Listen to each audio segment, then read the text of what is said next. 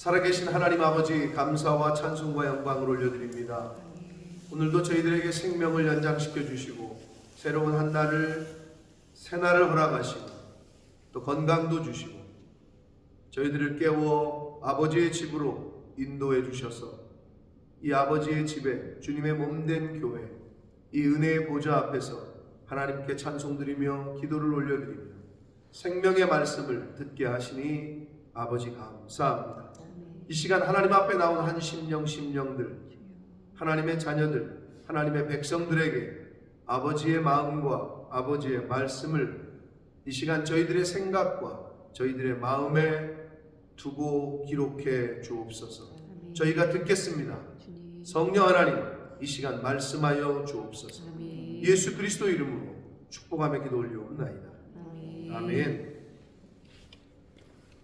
멜기세덱의 반차, 즉 영원한 대제사장으로 세우심을 입은 예수 그리스도가, 그 예수 그리스도의 직분이 아론의 반차, 육신적으로 혈통적으로 따라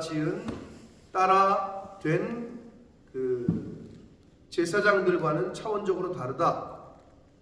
그리고 그 예수 그리스도의 직분이 더 아름답다 라고 이제 6절 이하에 말씀을 합니다. 그리고 예수 그리스도께서 그렇게 대제사장 되신 것은 더 좋은 약속, 더 좋은 언약으로 된 거다 라고 6절에 말씀합니다. 그러니까 출애굽 당시에 이스라엘 백성들을 구원하셨고 그래서 그들에게 언약을 주셨어요. 모세를 통해서 언약을 주셨어요. 언약을 주셨는데 그 언약보다 더 좋은 언약이 있다는 거예요. 첫 것보다 더 좋은 언약, 새 것을 주셨다는 것을 얘기를 하는 거예요. 자, 모세보다 더 좋은 지도자, 예수 그리스도. 모세가 이스라엘 백성들을 애굽 땅에서 구원해내는 역할을 했지만 예수 그리스도는 전 인류를 죽음에서 구원하는 역할을. 그러니까 상대가 안 되죠. 모세는 종으로서 충성한 거고 예수 그리스도는 아들로서 충성한 거다 라고 히브리서 기자가 계속 우리에게 설명을 했잖아요, 지금까지. 그래서 6절 보시면, 그러나 이제 예수 그리스도는 더 아름다운 직분을 얻으셨다. 저와 여러분에게 직분이 있죠. 세상 사람들이 알지 못하는 성도라는 거룩한 무리, 거룩한 자, 하나님께서 부르시는 하나님의 자녀라는 직분, 성도, 그리고 나아가서 교회 질서에 따라서 집사라는 직분, 권사, 장로, 또 목사, 이렇게 직분들이 있어요. 근데 이건 전부 다 직분이라는 말의 원래 그 헬라어의 그 원래 의미는 디아코노스, 즉 봉사자라는 뜻이에요. 그래서 영국에서의 집사는 디콘이라고 그러잖아요. 그 디콘이 디아코노스, 디아콘, 디콘 이렇게 줄인 거지. 그래서 그 디콘이라는 영어 단어가 헬라어의 디아코노스에서 왔다. 카페테리아라는 헬라어에서 카페가 왔듯이. 그래서 영어 단어의 대부분은 아니고 많은 단어들이 헬라어에서 온 단어들이 많아요. 디아코노스, 이 직분이라고 번역한 이 단어는 봉사자라는 뜻이에요. 하나님의 봉사자. 그래서 봉사가 왜 중요하냐? 이 말씀대로 하자면 봉사를 안 하는 사람은 성도가 아닌 거예요. 봉사를 안 하는 사람은 직분을 안 받은 사람이라는 거예요. 쉽게 얘기하면. 그래서 하나님의 나라의 교회에 뭔가를 봉사하는 것, 이거는 여러분 이 세상에서 국민의 봉사자를, 나라의 봉사자를 뭐라고 부르죠? 뭐 국회의원들이 그 말 자주 하고 또 공무원들이 그 말 자주 하잖아요. 여러분이 하나님 나라의 공무원이고 하나님 나라의 국회의원이라는 생각이 있으시면 봉사를 해야 돼. 네. 봉사를 누가 안 해요? 아니 이 땅에 뭐 이민 온 사람들은 나라에 대한 충성심, 나라에 대한 봉사자 이런 건 좀 없겠죠. 자국민보다는. 그러니까 내가 하늘나라에 속한 백성이냐, 자국민이냐, 천국 백성이냐 아니냐에 따라서 그 마음 자세가 다르겠죠. 열정도 다르고. 그런 거죠.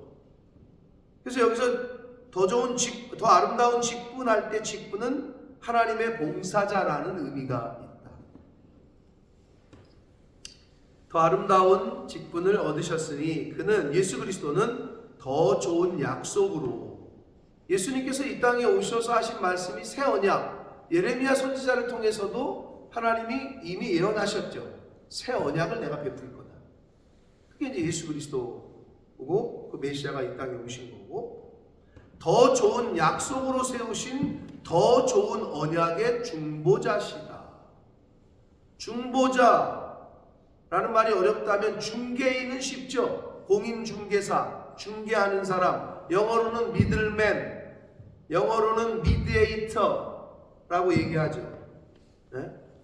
이게 이제 중보자라는 메토스라는 단어에서 온 건데 이 중보자는 두 사람 가운데 서 있는 브릿지 역할을 하는 사람 말이에요. 말 그대로 미들맨. 이쪽과 이쪽 양쪽의 중간에 있는 사람. 미들맨. 중보자. 하나님과 인간 사이에 중간에 있는 사람. 성도와 하나님 사이에 중간에 있는 사람. 제사장. 역할을 예수 그리스도께서 하셨다는 거예요. 그래서 예수님은 하나님과 인간 사이의 관계를 친밀하게 유지시켜주는 역할을 해요. 그래서 사도 바울은 그렇게 표현했죠. 나는 중매쟁이다. 중매쟁이. 신랑 되신 예수 그리스도와 이 신랑의 신부되는 사람들을 영혼들을 하나님 그 신랑에게 인도하는 중매쟁이라고 사도 바울은 자신의 정체성을 그렇게 표현했다고 합니다. 그럼 여러분의 정체성은 뭐예요? 영적인 정체성은 뭐예요? 자녀? 오케이. 또 네? 직분자. 또 봉사자. 네, 그런 정체성. 그래서 봉사를 많이 하나 보네요. 오성국 집사님이. 또 맨날 자녀라는 정체성만 있으니까 아버지한테 때만 쓰지. 다른 정체성이 없어? 청지기. 예? 청지기. 청지기. 또 증인의 정체성. 당연히 그걸 갖고 있어야지. 또 제자의 정체성. 예. 그런 정체성이 있는 사람이 그게 있어야 그러니까 발로 된다고, 표현된다고. 여기에 그런 생각이 있을 때 말로 그런 표현이 나오고 행동도 그런 생각이 나오는 거예요. 나는 봉사자야, 하나님 나라에. 그러니까 봉사를 하지. 나는 증인이야. 그러니까 자꾸 증거하지. 나는 제자야. 그러니까 충성하지. 근데 그런 정체성이 없으니까 그냥 와가지고 교회에 이렇게 앉아있는 거지. 나는 구경꾼이야. 하는 사람은 구경하다 가는 거야. 그런 정체성이 내 안에 없는 거죠. 신앙생활할 때도, 교회 생활할 때도 그 정체성이 있어야 돼요. 나는 중개인이야. 그럼 자꾸 중개를 해야지. 얘를 갖다가 하나님 교회를 중개하고 연결시키고 얘를 여기다 연결시키고 해야 될 거 아니에요.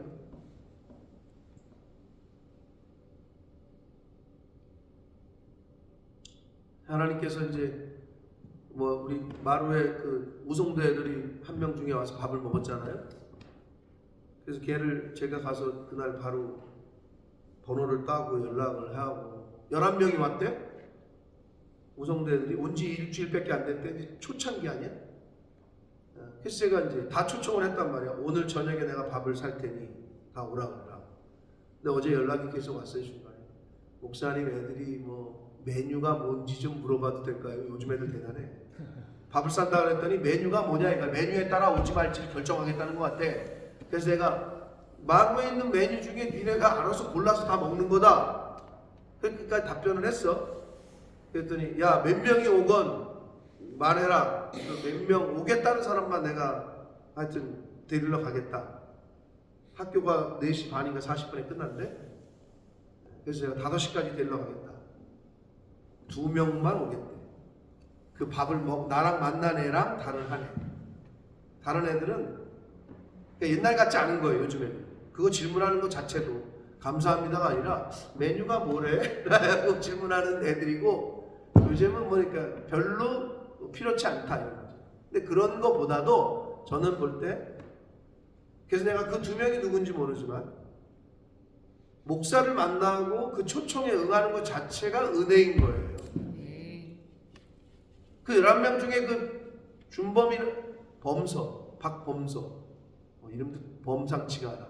범서라는 청년이 그날 나랑 만났는데 그게 우연이 아니라니까. 근데 그 나머지 1명, 걔 말을 전해들은, 걔가 중계한 거 아니야? 나랑 걔네들 사이에서? 근데 그 중계를 받은 1명만 오겠다는 거지. 나머지 10명 중에, 총 11명 중에 범서 빼고 10명 중에 1명. 그 2명을 내가 오늘 이따가 만날 건데 어마어마한 거죠.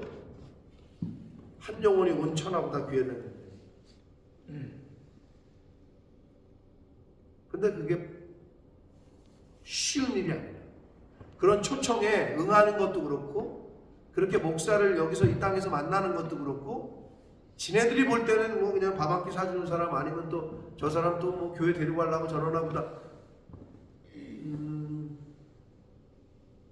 제가 볼 땐 2 사람은 뭐 이제 얘기를 들어봐야 되겠지만 하나님이 예비하신 사람이라고 저는 보고, 물론 그들을 통해서 그 다른 9명에게도 뭐 흘러가겠죠. 얘기들이, 여러 가지 이야기들이 흘러가고, 야, 갔더니 이렇더라. 아마 나중엔 이제 걔네들이 좋아하는 미끼를 던지면 올 수 있겠지.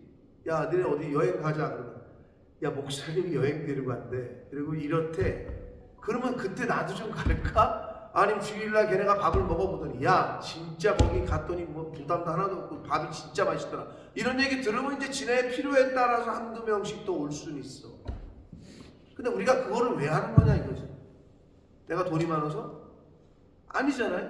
왜 하는 거야? 우리가 교회가 뭐 그 영혼을 사랑하는 마음 때문에, 그들에게 복음을 전하려고 하는 마음 때문에.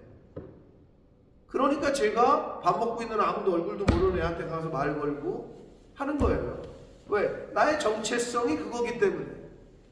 그러니까 내가 어떤 정체성을 갖고 있느냐가 나에게 분명하지 않은 사람은 그렇게 살 수가 없어요. 나는 하나님 나라의 교회에 충성된 일꾼이야 하는 사람이 일을 하는 거지. 나는 봉사자야 하는 사람이 봉사하지. 나는 증인이야, 그러니까 증거하는 거고. 나는 중개인이야, 그러니까 중개를 하는 거고. 근데 그 정신이 없는 사람은 그렇게 못 산다 이거예요. 그게 중요합니다. 예수님은 더 좋은 언약의 중보자셨다라고 성경은 말합니다. 7절 봅니다. 저 첫 언약이 무흠하였더라면, 자, 첫 번째 주셨던 언약이 흠이 없어, 완벽하고 완전했어. 그렇더라면 둘째 것이 필요 있을까요? 필요가 없죠. 첫 번째가 완벽한데 왜 둘 번째가 필요하겠어요? 근데 첫 번째는 모형이었다고, 샘플이었고, 그러니까 오리지널이 이제 오는 거예요. 첫 번째 언약은 흠이 있었다, 약점이 있었고 제한적이었고, 그래서 새 언약이 필요했다는 걸 얘기하면서 8절, 그들의 잘못을 지적하여 말씀하시되, 예레미야 31장 31절 이하의 구약성경을 인용합니다. 주께서 이르시되 볼지어다 날이 이르리니 내가 이스라엘 집과 유다 집과 더불어 새 언약을 맺을 것이다. 여기서의 이 날은 말 그대로 크로노스와 카이로스, 헬라어에는 이렇게 2가지의 시간의 때가 있어요. 때가 참에 그때, 지금이 뭐 6시 20분이다. 이거는 크로노스, 세상이 말하는 시간.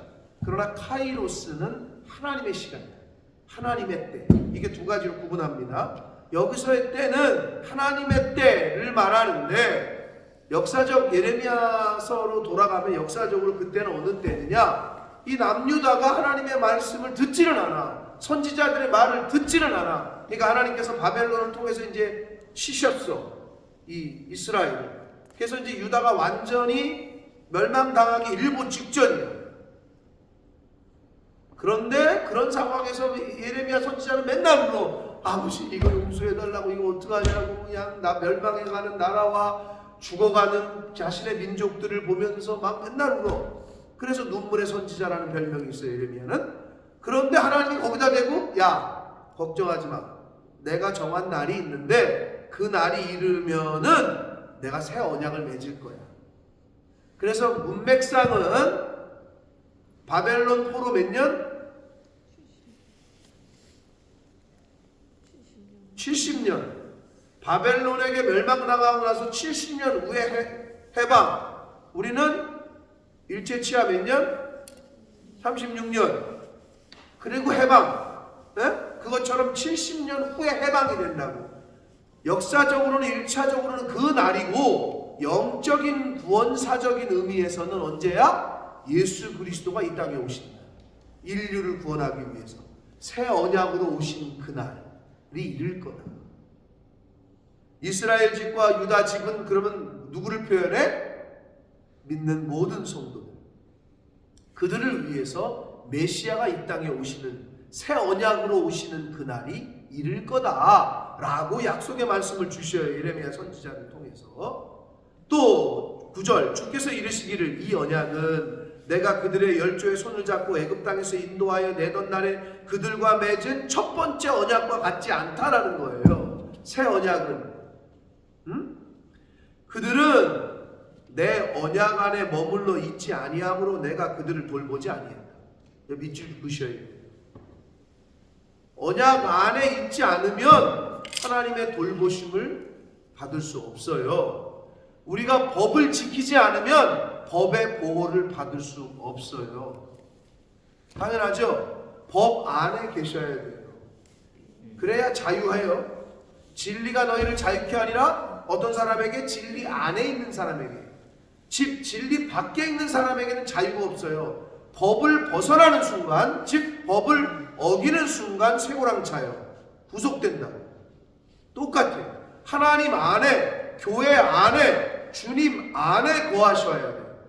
어떤 일이 있어도. 근데 사단 마귀는 유혹을 해. 야, 승질나지 않냐?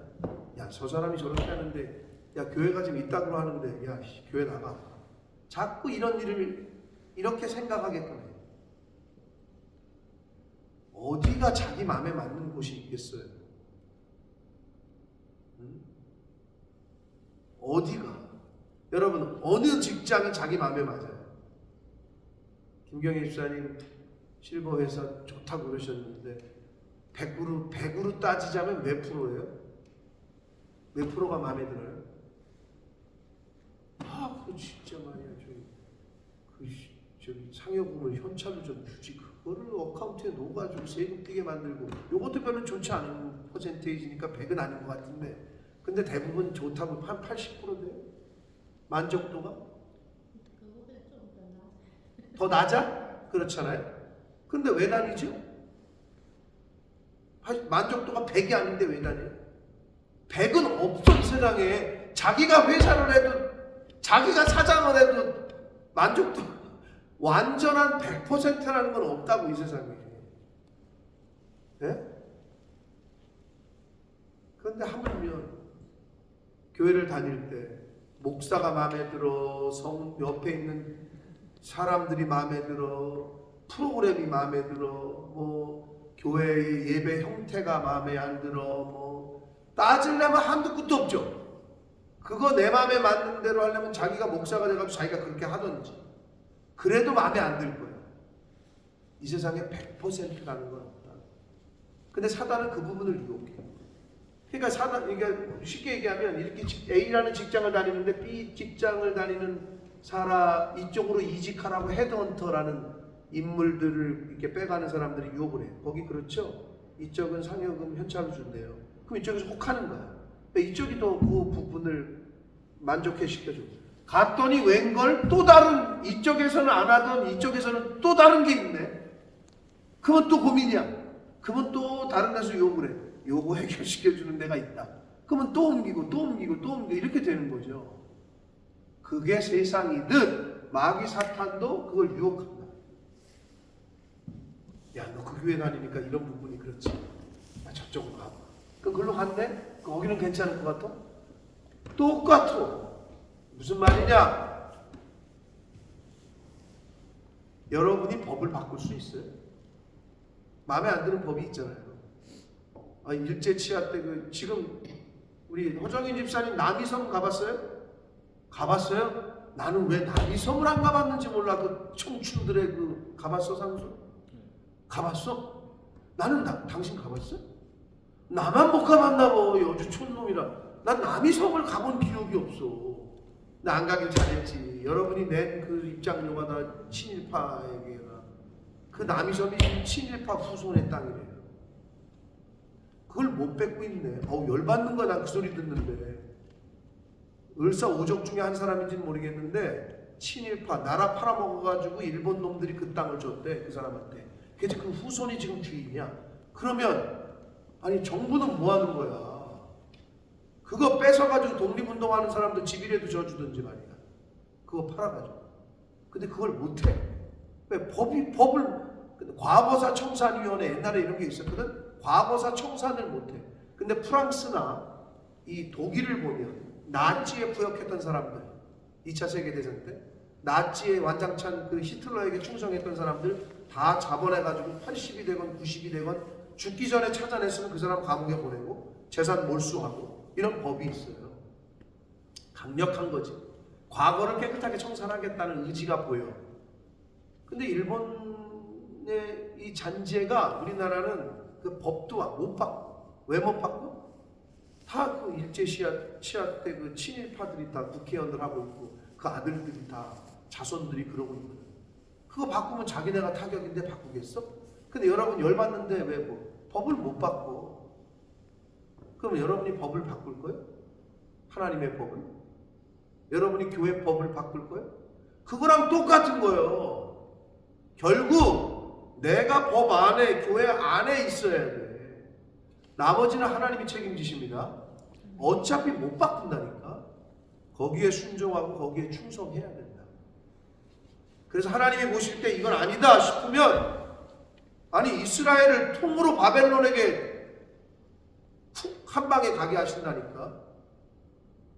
대한민국이 지금 저 상태로 가다가 제가 어제 신방에서도 잠깐 얘기했지만 전쟁 이후에 전문가들은 그게 약간 여론몰이일 수 있으나 실제 북한의 김정은이가 하는 행동은 조금 역대급이에요. 네? 전쟁 이후에 가장 전쟁 이후에 위험한 상황이네 한반도가.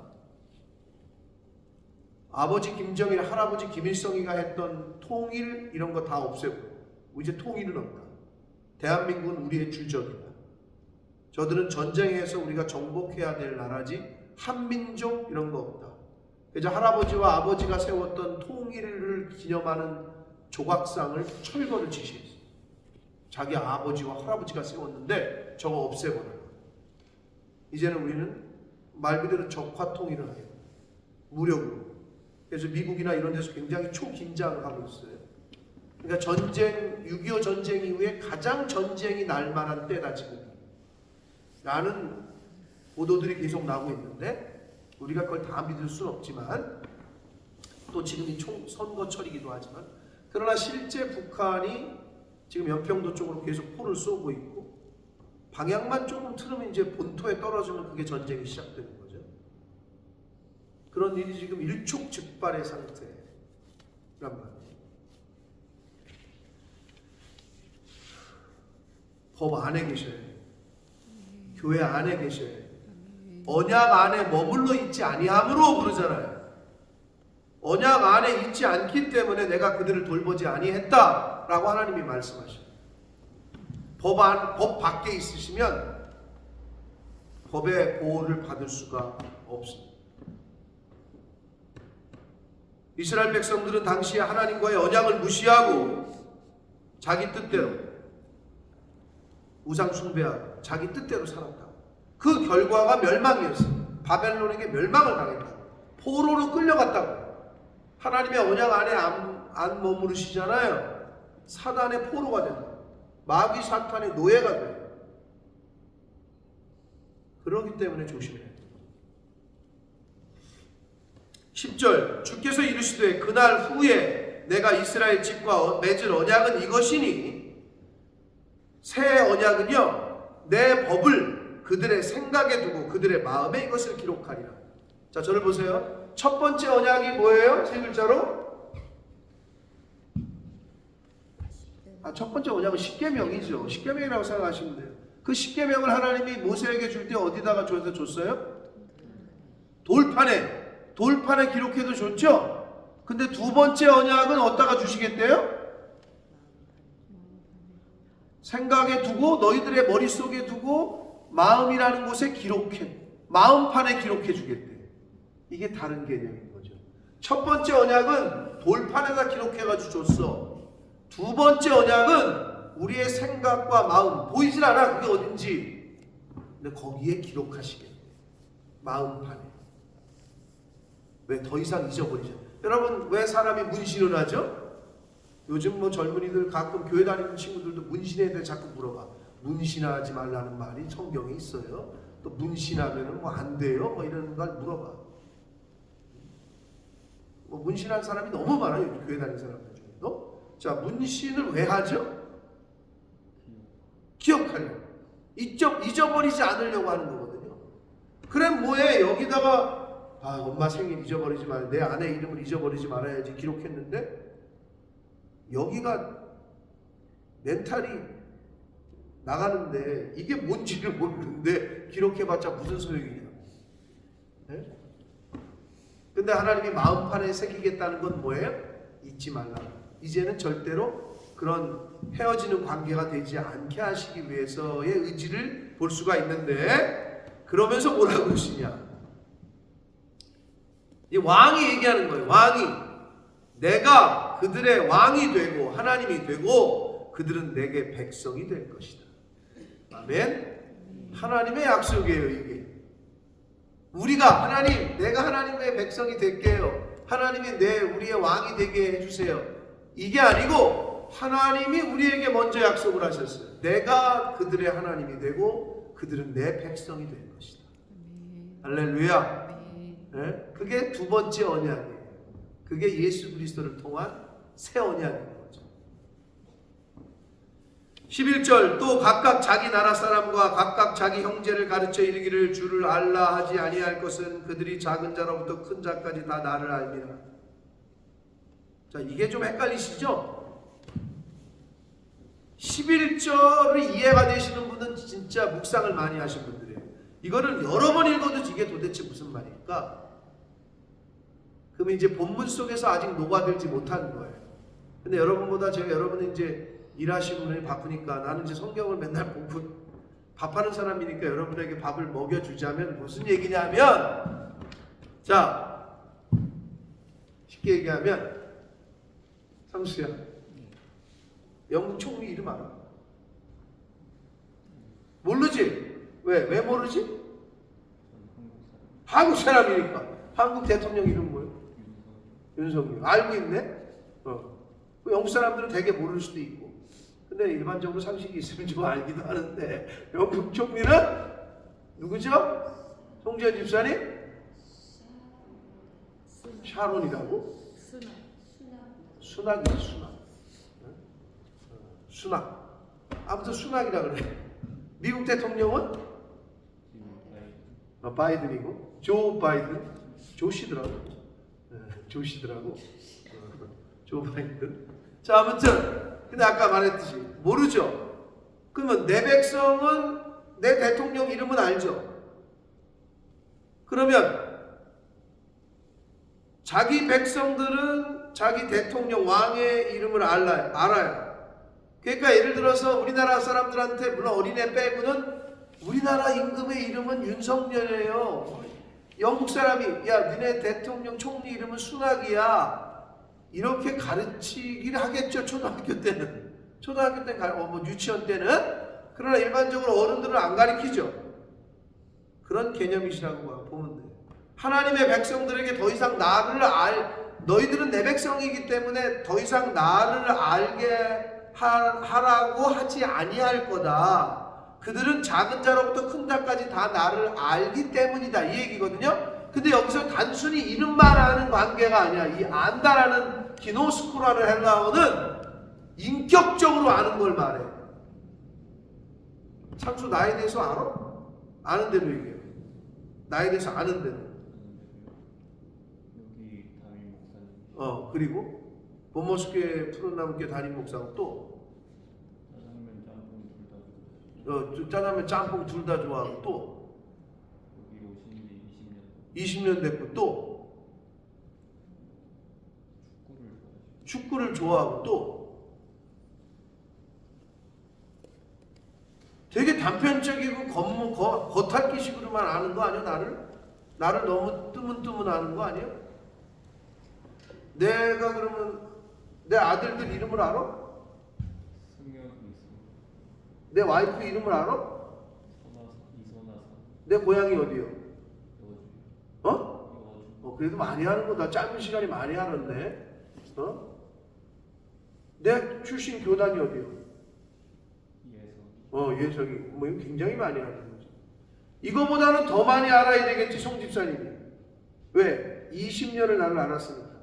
지금 그거는 어떻게 보면은 프로필에 나와 있는 것들이라고 할 수 있겠지. 그렇게 아는 것과는 다른 나의 인격이 어떤 줄 알아? 나의 성품이? 그런 걸 물론 이제 몇 개월 안 됐지만, 근데 20년을 알았으면 더 많이 알겠지. 내가 지금 20년 동안 어떻게 사역을 해왔고, 그런 걸 얘기하는 거예요. 인격적인 암. 그 하나님의 백성들이 하나님을 아는 지식이 그분에 대한 주변적인 지식이 아니라 그분 자신의 뜻을 행하는 체험적인 하나님과의 그런 깊은 인격적인 교제 속에서 아버지의 뜻을 알고 그 뜻에 순종하는 것까지의 관계. 이 상황이라면 우리 목사님은 이렇게 하실 거야 라는 거를 아는 정도까지. 지금 이럴 때는 목사님이 하나님은 이렇게 하시길 원하실 거야, 이런 관계. 그게 기노스코야. 이렇게 이름만 알고 출신이 어디고 뭐를 좋아하고 아들이 몇 명이고 이런 주변적인 지식이 아니라 그 내면 인격 깊은 교제 가운데 나오는 알을 말한다. 작은 자로부터 큰 자까지 다 그렇게 된다는 거예요. 어떨 때? 내가 그의 하나님이 되고 그가 내 백성이 될 때. 어디 안에서? 새 언약 안에서. 오늘날로 말하면 하나님의 말씀 안에서. 그래서 이 말씀 안에 거하시는 사람은 이 말씀을 통해서 하나님의 뜻을 알아가는 거죠. 그 얘기입니다. 11절이. 자, 12절. 내가 그들의 불의를 긍휼히 여기고 그들의 죄를 다시 기억하지 아니하겠다. 이거 너무 감사한 거 아니에요? 예? 불의를 긍휼히 불쌍히 여겨주고 죄를 기억하지 아니하시겠대. 왜? 뭐 때문에? 왜 너무 하나님이 공평하신 분인데, 공의로우신 분인데 죄를 묻지 않으시겠다고? 이럴 수 있는 유일한 이유가 한 가지가 있어요. 뭐 때문에? 예수 그리스도의 보혈 때문에. 예수 그리스도의 십자가의 죽음 때문에. 그 예수 그리스도의 보혈의 공로에 의지해서 너희들의 죄가 양털같이 이게 될 거다. 그러니까 예수 그리스도라는 새 언약 안에서만 가능한 얘기를 하고 있는 거예요. 예수 그리스도라는 그 새 언약 안에 있을 때만 이게 가능해요. 그러니 그 안에 있어야지. 왜 그 밖으로 가? 그럼 바보 같은 짓을 왜 하냐? 교회 밖에는, 언약 밖에는, 예수님 밖에는 긍휼이 없어요. 안에 있을 때, 그 구원 안에 있을 때, 말씀 안에 있을 때 긍휼하심이 있고 은혜가 있는 거예요. 그걸 명심하시라고. 자, 13절. 새 언약이라 말씀하셨음에 첫 것은, 즉 옛 언약은 낡아지게 하신 것이니 낡아지고 쇠하는 것은 없어져 가는 것이니라. 라고 말씀합니다. 이건 쉽게 말하면 이거예요. 여기 주식하시는 분들이 주식해? 나는 요즘 젊은이들은 주식한다면 내가 주식을 해본 적이 없어가지고 대단하게 느껴지는데 주식할 때 세금 떼 안 떼요? 그 수익에 대해서 떼지? 이제 걱정하지 마. 올해부터 없어져. 어제 뉴스에 이제 선거가 4월달이잖아. 그러니까 표를 얻어야 되잖아. 그러니까 지금 선거 주식 투자로 얻은 소득에도 세금을 뗐거든요. 이제 이거 없어집니다. 그 다음에 상속세. 우리나라 최고로 높은 세율은 60%거든요. 그래가지고 미국은 300억인가까지가 300억을 상속해도 없어. 상속세가 제로야. 그러니까 다 미국으로 가는 거예요. 어떻게든 미국 가가지고 상속시키려고. 우리나라 많게는 60%, 적으면 40%, 50%. 근데 영국 알아봤거든요. 누가 알아봐달라고 그래가지고 예를 들어 돈을 가져오려고 그랬는데, 그래서 자식한테 물려주려고 그랬는데 우리나라랑 똑같아. 40%. 10억을 상속하면 4억이 세금이에요. 그러니까 누가 오겠어? 다 미국으로 가는 거죠. 미국은 제가 알아봤을 때는 양쪽 부모, 아버지, 엄마로 해가지고 200억인가 200억씩이 상속세가 제로예요. 그러니까 글로 다 몰리는 거죠. 자금이. 그러니까 윤석열 대통령이 어제 뉴스에 상속세 완화 또는 하여튼 내리겠다. 근데 그거는 말 그대로 상속해 줄 사람들만 좋은 거잖아요. 그러니까 부자가 부의 세습이 계속되는 거죠. 그러니까 이쪽에서는 반대죠. 노동계층에서. 아니 상속 받을 것도 없는데 저것들이 세금을 내야지. 부자 감세다 이거는. 그러니까 또 이제 뭐 말이 많아요. Anyway. 자, 그러면 법이 그렇게 정해졌어요. 예전 법은 없어지는 거예요. 새 법이 공포되는 순간 예전 것은 없어져요. 간통법 폐지 몇 년 됐죠? 우리나라? 없어져요. 법이 선포되는 순간, 새 법이 선포되는 순간 옛 것은 사라진다고. 쉽게 얘기하면 그거예요. 새 언약이 오는 순간 옛 언약은 사라진다. 사랑하는 성도 여러분, 지금은 우리는 은혜 시대, 예수 그리스도의 이후의 시대를 살아요. 그렇다고 구약을 무시하자는 게 아니에요. 구약이 있기 때문에. 이 말은 뭐냐? 부모님이 있기 때문에 저와 여러분이 있죠? 우리 조상들이 있기 때문에 저와 여러분이 있죠? 구약이 있기 때문에 신약이 있는 거예요. 옛 언약이 있기 때문에 새 언약이 있는 거예요. 그거는 상호 보완적인 거지 무시할 게 아니라는 걸 얘기하는 거예요. 사랑하는 성도 여러분, 우리에게 주신 언약인 이 하나님의 말씀, 그리고 이 말씀에 글로 돼 있으니까 잘 모르겠니? 내가 눈으로 보여줄게 해서 이제 예수 그리스도를 이 땅에 보내셨던 거고, 말씀이 육신을 입고 이 땅에 오신 분이 예수라고 성경은. 근데 우리는 못 봤으니까 지금 그러는 거 아니에요. 그러나 분명히 예수를 본 당시의 사람들이 있고 그 기록이 이거예요. 이순신을 본 사람이 없어. 진짜 야 나의 죽음을 적에게 알리지 말아라 이렇게 말씀하셨는지, 죽으면서 아빠 아이씨 야 이랬는데 그걸 잘못 들어가지고 적었는지 우리는 몰라. 그 기록만 보고 그냥 알 뿐이야. 나중에 노량이라는 영화 보시라고. 아주 지금 선풍적인 인기를 끌고 있대. 그런 영화들이 좀 그래도 많이 봐줘야지.